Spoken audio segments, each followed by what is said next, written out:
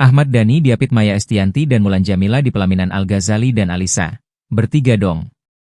Musisi Ahmad Dhani ikut merancang dalam pernikahan Al-Ghazali dan Alyssa Daguise nanti. Bahkan, Ahmad Dhani sudah membayangkan posisinya di pelaminan yang diapit Mulan Jameela dan Maya Estianty. Diketahui, pernikahan Al dan Alyssa akan digelar pada 16 Juni 2025 mendatang. Hal ini diungkapkan oleh ayah kandung Al, Ahmad Dhani. Ketika ditanya siapa yang akan mendampingi Al-Ghazali di pelaminan, tiba-tiba Ahmad Dhani berubah pikiran. Dalam wawancara sebelumnya, Ahmad Dhani menegaskan ia akan bersanding dengan mantan istrinya, Maya Estianty. Namun kini, ia juga ingin menggandeng istrinya yang sekarang, Mulan Jameela.